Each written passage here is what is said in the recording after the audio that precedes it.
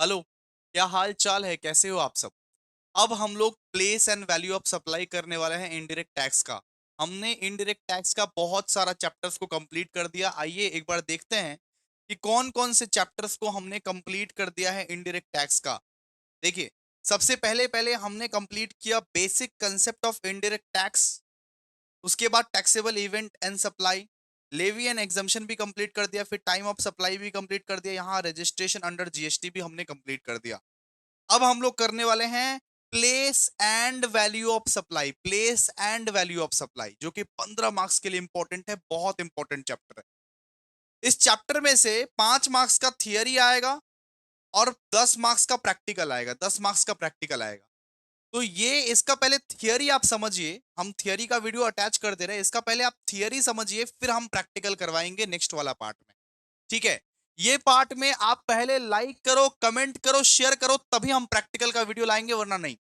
सीधा सा बात है, आपको लाइक करना पड़ेगा, कमेंट करना पड़ेगा, शेयर करना पड़ेगा खूब खूब। तो इसका नेक्स्ट वाला पार्ट आएगा और नेक्स्ट वाला पार्ट में हम क्या करेंगे, इसका प्रैक्टिकल करवाएंगे।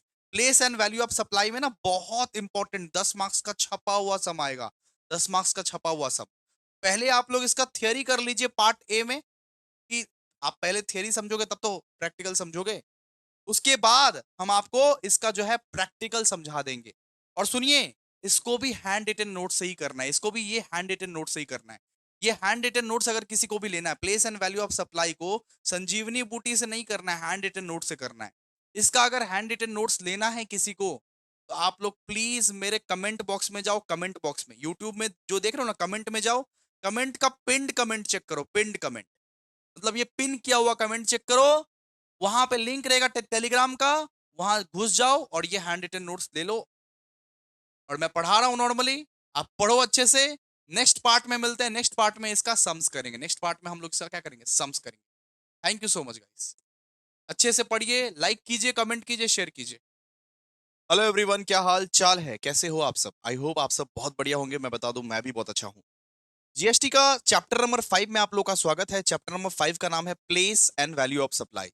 अब देखिए, अगला लेक्चर से हम लोग सम स्टार्ट कर देंगे। अगला लेक्चर से हम लोग क्या करेंगे, सम स्टार्ट कर देंगे दोस्तों। तो आइए, हम लोग अभी चैप्टर नंबर 5 पढ़ने वाले हैं, जिसका नाम क्या है, place and value of supply. यानी कि सेलर जो सेल करता है, तो वो सप्लाई का प्लेस क्या है, प्लेस ऑफ सप्लाई के बारे में पढ़ने वाले हैं। सप्लाई का जगह किसको बोलते हैं नॉर्मली, मतलब किस जगह में सप्लाई हो रहा है, ये माल जो हम भिजवाएंगे ये कौन सा जगह में भिजवाएंगे। क्या क्या वो बायर वेस्ट बंगाल में ही रहता है या दूसरा जगह पे रहता है। अगर वेस्ट बंगाल में रहता है तो उसको अपने लोग क्या बोलेंगे, इंट्रा स्टेट सप्लाई। अगर दूसरे जगह में रहता है तो उसको अपने लोग बोलेंगे इंटर स्टेट सप्लाई। अगर ये हमको पहुंचाना है दिल्ली में, तो उसको अपने लोग बोलेंगे इंटर स्टेट सप्लाई। अगर वेस्ट बंगाल में ही पहुंचाना है तो इंट्रा स्टेट सप्लाई बोलेंगे। इंट्रा स्टेट सप्लाई पे सीजीएसटी प्लस एसजीएसटी लगता है, और इंटर स्टेट सप्लाई पे आईजीएसटी लगता है, जैसे कि आप लोगों को पता है। ठीक है। तो जीएसटी में सबसे पहले यह तय किया जाता है कि प्लेस ऑफ सप्लाई क्या है, प्लेस ऑफ सप्लाई कहां का है। अरे वो बायर कहां का है, कहां सामान भिजवाना है। जीएसटी में सबसे पहले यह तय किया जाता है कि वो बायर कहां का है, कहां सामान भिजवाना है। अगर बायर सेम स्टेट का है, अगर बायर और सेलर सेम स्टेट का है, फिर तो भैया इंट्रा सप्लाई, आईजीएसटी और सीजीएसटी लगेगा।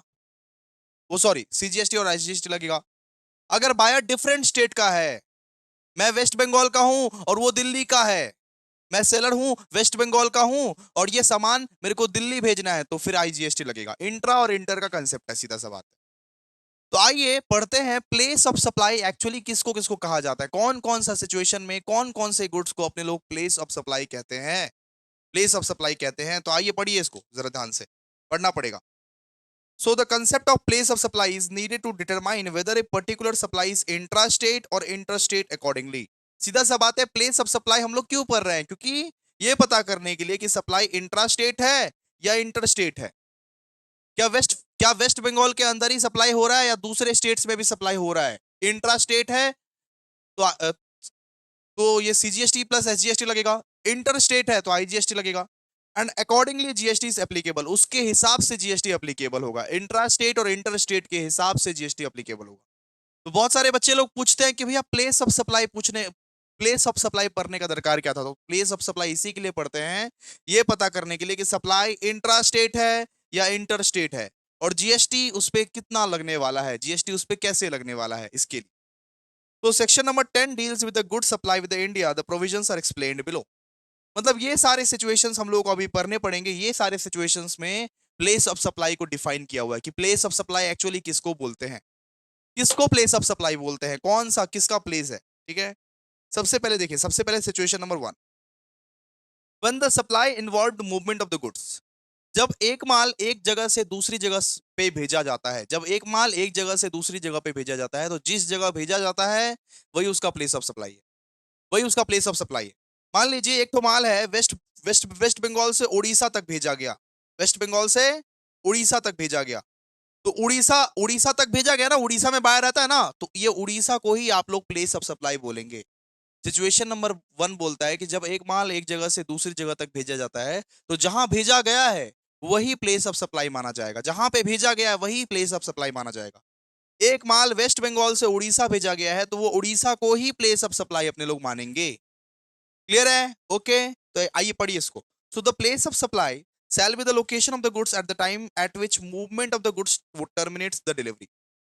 वेस्ट बंगाल से उड़ीसा गुड्स डिलीवर हुआ, तो जहां पहुंचा, वेस्ट बंगाल से जहां भेजा मैंने वो गुड्स, वो जगह को ही आप प्लेस ऑफ सप्लाई बोलोगे, सीधा सा बात है।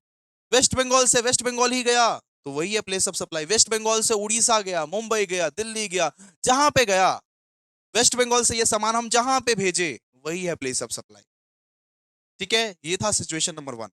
अब सिचुएशन नंबर 2 क्या बोलता है, देखिए, बोलता है कि when the goods delivered to another person as per the instruction of the recipient. अब मान लीजिए कि बायर ने सेलर को फोन कर दिया, हेलो, हाँ बोलिए। अब बोल रहा है कि हम तो वैसे दिल्ली में रहते हैं, लेकिन आप तो वेस्ट बंगाल में रहते हैं ना, आप एक काम कीजिए, इसको मुंबई मुंबई भिजवा दीजिए।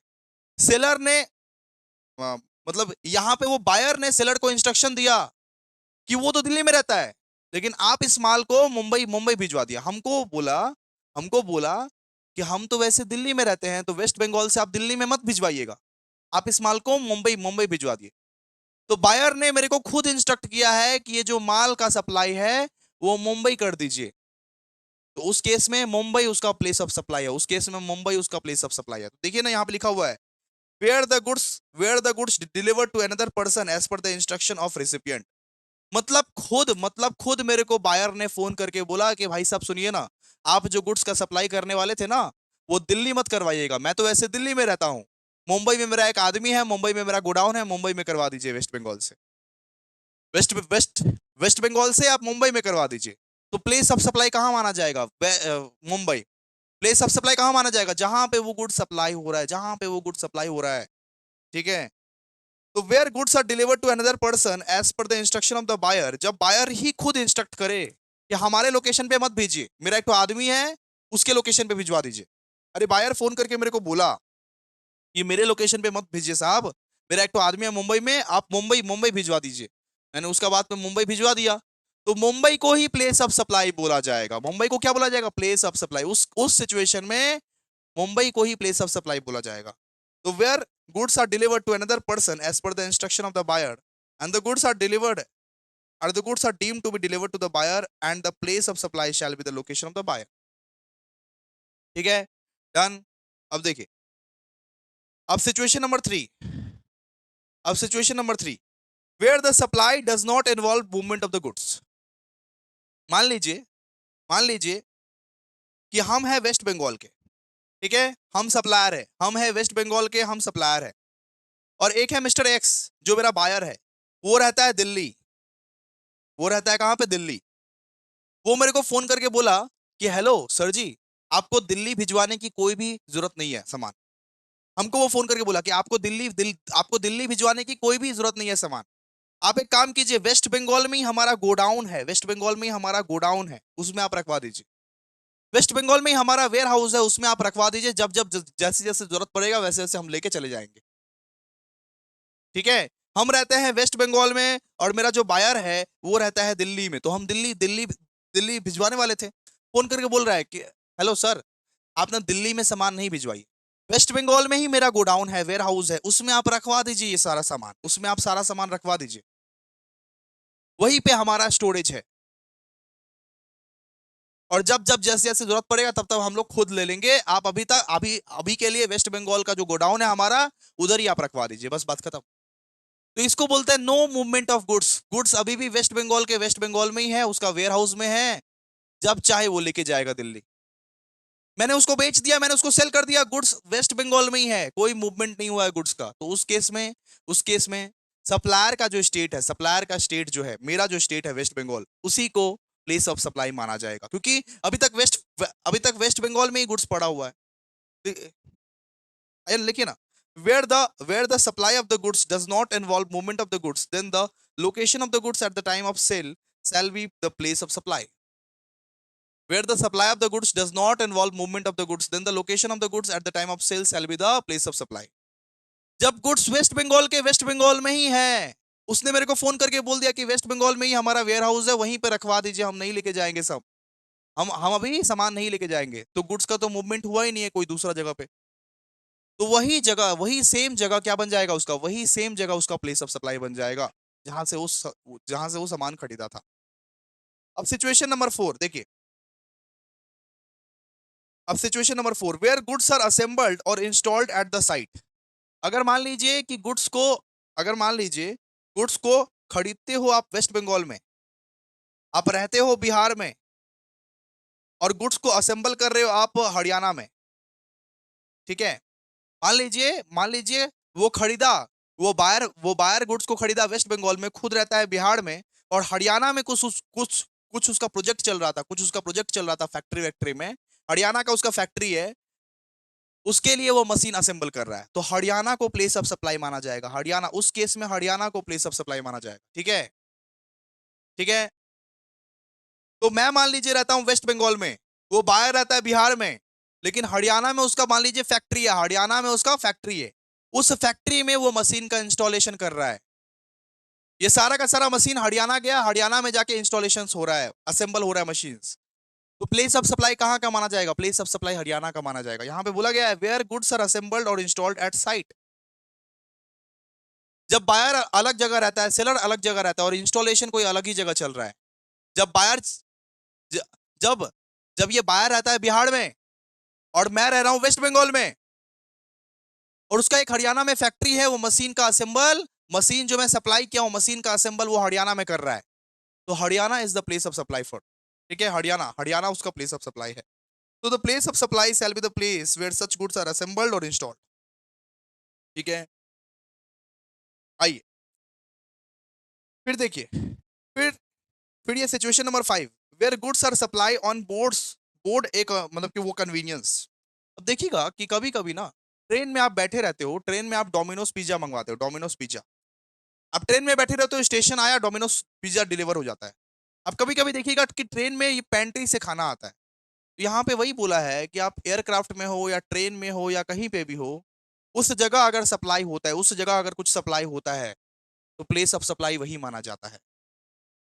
अगर आपका सप्लाई हावड़ा स्टेशन में हुआ है, तो प्लेस ऑफ सप्लाई वही माना जाता है, प्लेस ऑफ सप्लाई। बात समझे? कि ट्रेन में मान लीजिए हम बैठे हुए हैं, हमको मान लीजिए भूख लगा, हमको हमको बहुत भूख लगा, हम डोमिनोज का ऐप खोल के ट्रेन में ही ऑर्डर कर दिया, और ट्रेन में ही डोमिनोज पिज्जा आ गया मेरे लिए, ट्रेन में ही डोमिनोज पिज्जा आ गया, तो उसी जगह सप्लाई माना जाएगा, उसी जगह सप्लाई माना जाएगा। आपको हम बता रहे हैं, आपको हम बता रहे हैं, मान लीजिए कि हम कोलकाता में हैं, ठीक है। कोलकाता से हम ट्रेन पकड़े, हम मान लीजिए बिहार जा रहे हैं, कोलकाता से ट्रेन पकड़ के बिहार जा रहे हैं, बीच में आ गया यूपी, अब यूपी में क्या किया, यूपी में डोमिनोज पिज्जा का ऐप खोले, डोमिनोज ऑर्डर किए, और यूपी में ही पिज्जा आ गया। तो UP is the place of supply in that case,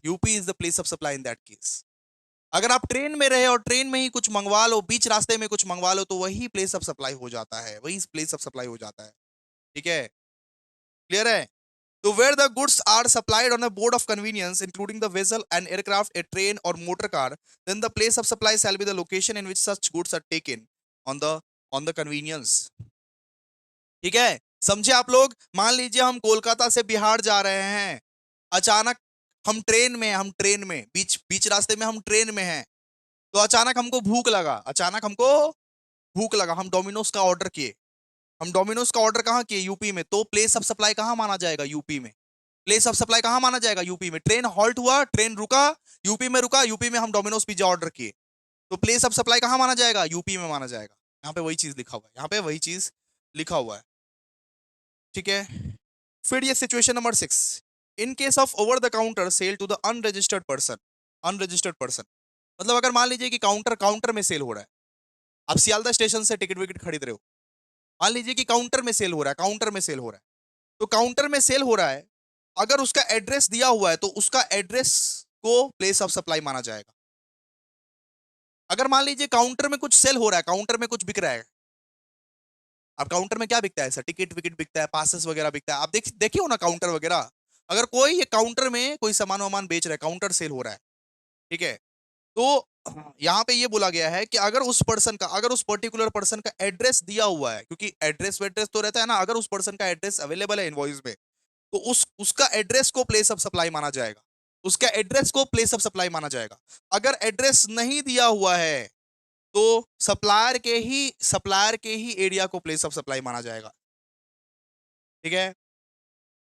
अगर कोई भी बायर काउंटर से कुछ कुछ खरीद रहा है और उसका एड्रेस अवेलेबल है तो उसका एड्रेस को प्लेस ऑफ सप्लाई माना जाएगा। अगर एक अनरजिस्टर्ड पर्सन है, उसका एड्रेस अवेलेबल नहीं है, एड्रेस मान लीजिए अवेलेबल नहीं है, तो मेरा जो प्लेस है ना, सप्लायर का जो प्लेस है वही उसका प्लेस ऑफ सप्लाई मान लिया जाएगा, वही उसका प्लेस ऑफ सप्लाई मान लिया जाएगा, ठीक है। ठीक है। अब मान लो कि बिहार का व्यक्ति, बिहार का व्यक्ति कोलकाता आया, सुनो ना, बिहार का व्यक्ति कोलकाता आया, ईडन में मैच मैच देखने गया, तो काउंटर से वो टिकट खरीदा, काउंटर से टिकट खरीदा, उसका एड्रेस अवेलेबल रहेगा, उसका अगर एड्रेस अवेलेबल रहेगा, वो टिकट विकेट में कुछ अगर एड्रेस वेड्रेस लिया है उसका, तो उसका प्लेस ऑफ सप्लाई कौन सा है, बिहार। अगर उसका एड्रेस अवेलेबल नहीं रहेगा तो उसका प्लेस ऑफ सप्लाई कौन सा रहेगा, कोलकाता, मेरा ही मतलब कि सप्लायर का ही स्टेट उसमें आ जाएगा। क्लियर है। अगर आप काउंटर से कुछ भी खरीदते हो नॉर्मली, ठीक है, काउंटर से कुछ भी खरीदते हो, आपका एड्रेस अवेलेबल है, आप दूसरे स्टेट से आए हो, तो आपका जो प्लेस ऑफ सप्लाई है वो आपका एड्रेस हो जाएगा।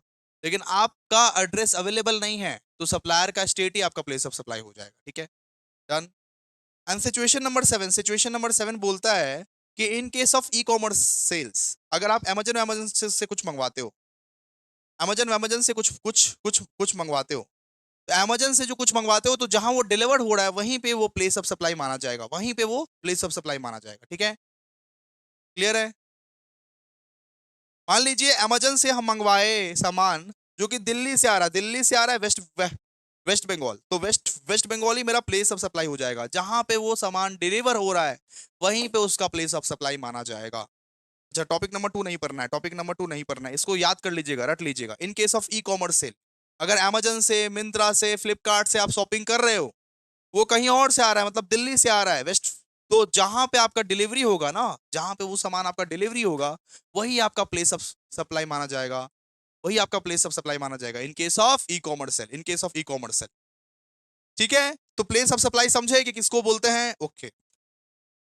आइए, next concept is topic number 3, very important, अगर आपको सम्स करना रहेगा अगला क्लास में, तो टॉपिक नंबर 3 बहुत इंपॉर्टेंट है, बहुत ज्यादा इंपॉर्टेंट है आप सबके लिए। टॉपिक नंबर 3 आपको समझना ही पड़ेगा, अच्छे से समझना पड़ेगा, नहीं समझोगे तो नहीं होगा।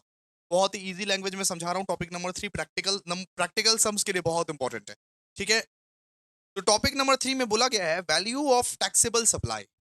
तो वैल्यू ऑफ टैक्सेबल सप्लाई का मतलब है कि जीएसटी किस अमाउंट पे लगेगा, कितने अमाउंट पे जीएसटी लगेगा। हमारा टैक्सेबल सप्लाई क्या है, मतलब कितने का अमाउंट पे अपने को जीएसटी भरना है, किस अमाउंट पे जीएसटी लगेगा, उसको बोलते हैं दोस्तों टैक्सेबल सप्लाई। वो वैल्यू जिस अमाउंट पे जीएसटी लगेगा, 1 लाख, 2 लाख, 3 लाख, वो वैल्यू जिस अमाउंट पे जीएसटी लगेगा उसको बोलते हैं अपने लोग टैक्सेबल सप्लाई, उसको बोलते हैं अपने लोग टैक्सेबल सप्लाई। मीनिंग आप पहले जान लीजिए। तो जब आप कोई गुड्स एंड सर्विसेज खरीदते हो, तो बायर से जो टोटल टैक्सेबल इनकम लिया जाता है उसी पर जीएसटी लगाया जाता है, सीधा सा बात है नॉर्मली। तो टैक्सेबल वैल्यू किस तरीके से निकलता है, जरा ध्यान से दीजिए। टैक्सेबल टैक्सेबल वैल्यू, मैं फॉर्मूला लिख रहा हूं टैक्सेबल वैल्यू का।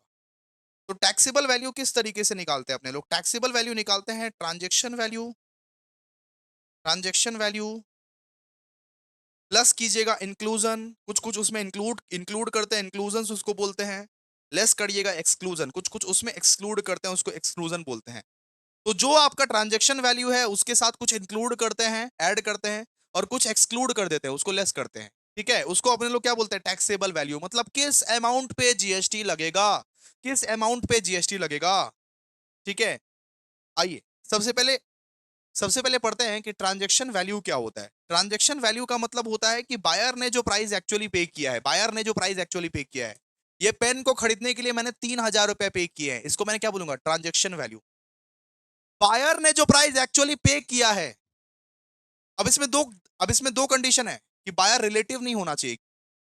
अगर रिलेटिव है तो डिस्काउंट डिस्काउंट होगा। तो बायर ने जो प्राइस पे किया है एक्चुअली, उसको अपने लोग क्या बोलते हैं, उसको अपने लोग बोलते हैं ट्रांजैक्शन वैल्यू, ट्रांजैक्शंस वैल्यू। ठीक है, जैसे मोबाइल मोबाइल खरीदने गए, मोबाइल की कीमत है 20,000, तो 20,000 रुपए जो पे किए उसको बोलते हैं ट्रांजैक्शन वैल्यू। ठीक है, मान लीजिए एक शॉप में हमको मोबाइल पसंद आया 20,000 का, तो 20,000 रुपए जो हम पे किए उसको अपने लोग क्या बोलेंगे, ट्रांजैक्शन वैल्यू। ठीक है, उसको अपने लोग क्या बोलेंगे, ट्रांजैक्शन वैल्यू।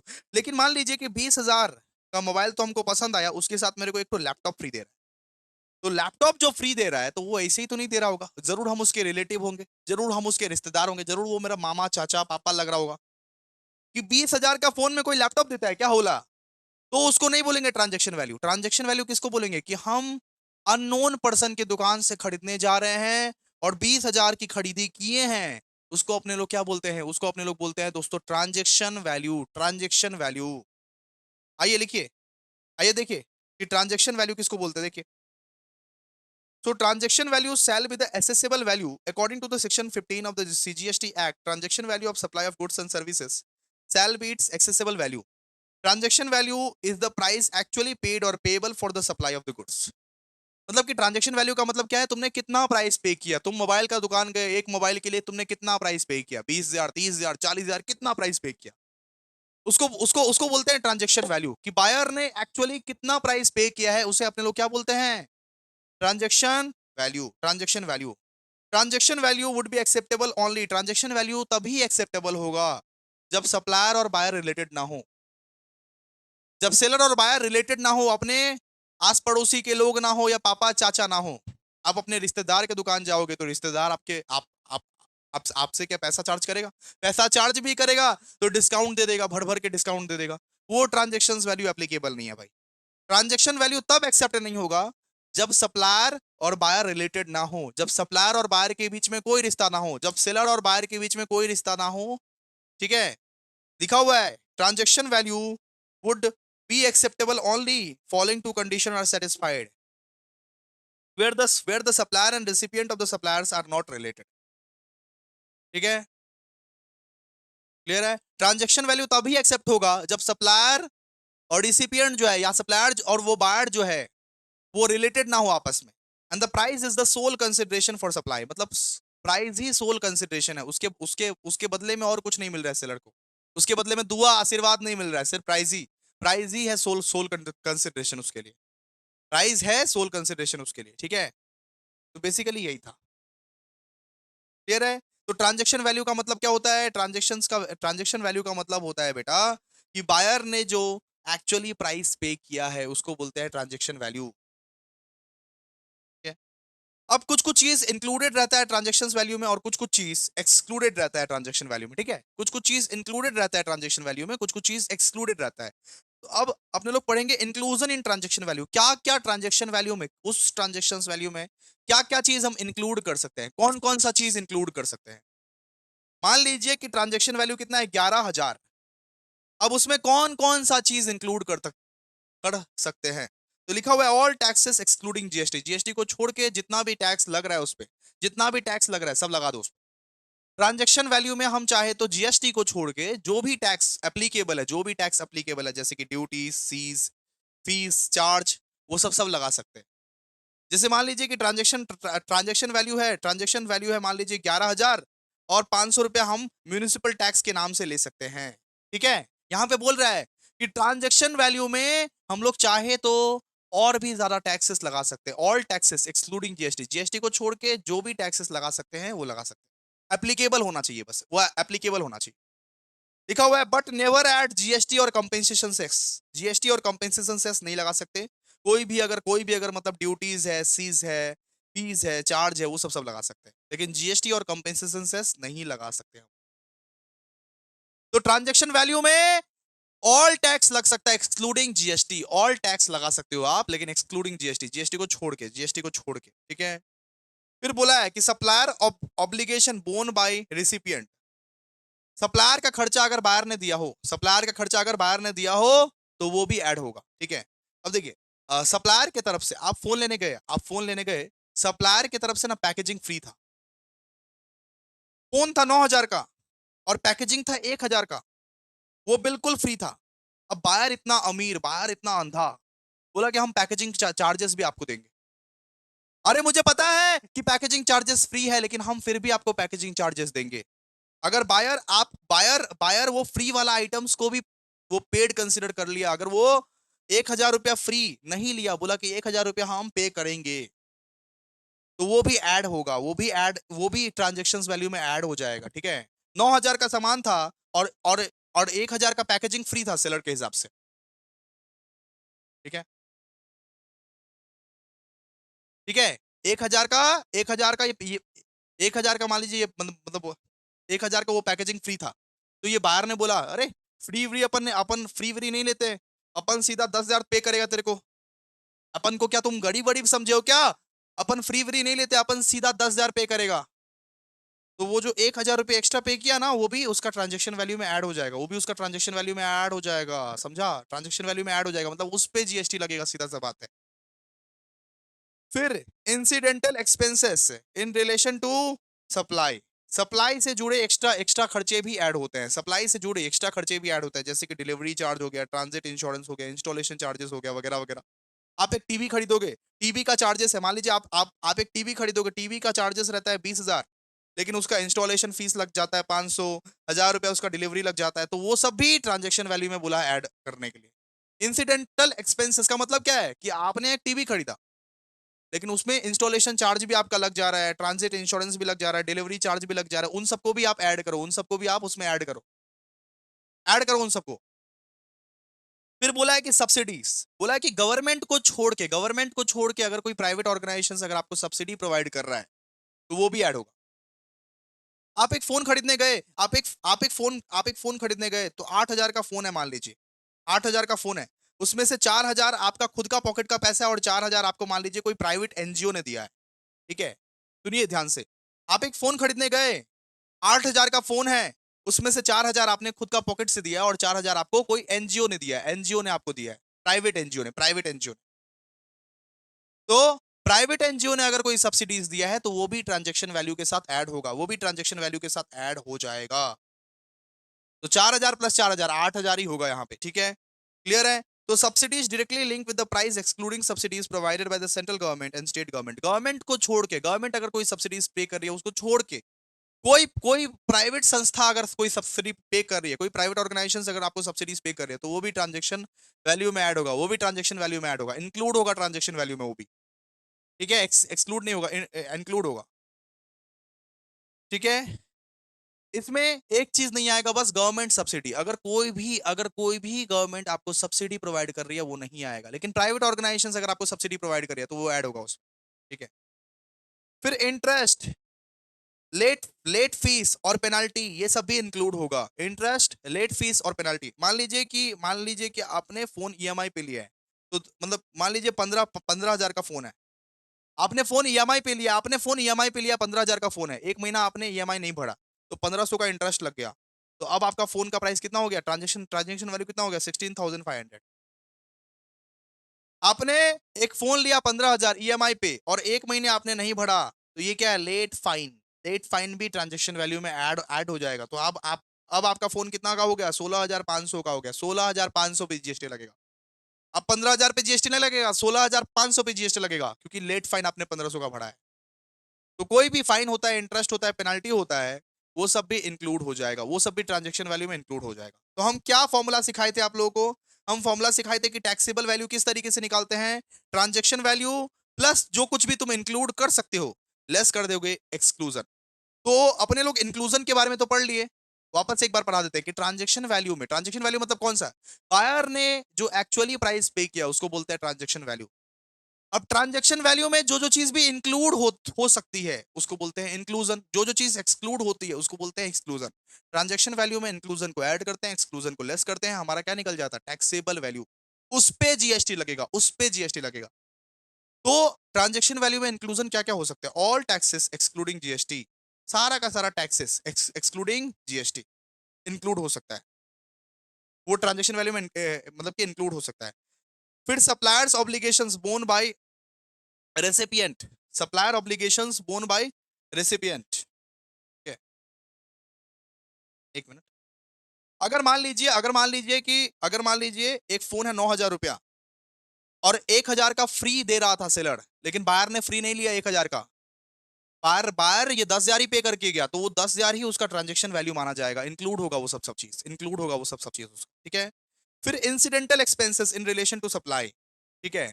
अब सप्लाई के लिए कुछ भी, मतलब कि डिलीवरी चार्ज, ट्रांजिट चार्ज, मतलब कि इंस्टॉलेशन चार्ज, मान लीजिए कि 20,000 का टीवी खरीदे, अब 20,000 का टीवी में 500 रुपए का डिलीवरी चार्ज लग गया, 1,000 का इंस्टॉलेशन चार्ज भी लग गया, तो ये सब भी ट्रांजेक्शन वैल्यू में इंक्लूडेड होगा, ये सब भी ट्रांजेक्शन वैल्यू में इंक्लूडेड होगा, delivery charge, insurance charge, installation charge, ये सब भी इंक्लूड होगा। सब्सिडीज, अगर सरकार को छोड़ के कोई भी आपको सब्सिडीज प्रोवाइड करता है तो ये भी ट्रांजैक्शन वैल्यू में इंक्लूड होगा। और इंटरेस्ट, इंटरेस्ट का मतलब कोई भी इंटरेस्ट, लेट फाइन या पेनाल्टी अगर आप पे करते हो तो वो भी ट्रांजैक्शन वैल्यू के अंदर इंक्लूड होगा। अब एक्सक्लूड क्या क्या होगा जरा देखिए आप। एक्सक्लूड एक्सक्लूड होगा कि discount given at the time of supply.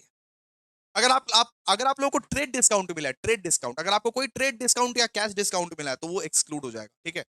मान लीजिए कि 10,000 का फोन था, आप दुकान दुकान में गए दिवाली के दिन, अब दुकान में गए दिवाली के दिन, बोला कि ये फोन तो 10,000 का है वैसे भाई साहब, लेकिन आज हम आपको 8,000 का दे देंगे, और आप लोगों को 2,000 का डिस्काउंट है, आप लोगों को 2,000 का डिस्काउंट है, 2,000 का डिस्काउंट आप लोगों को मिलेगा।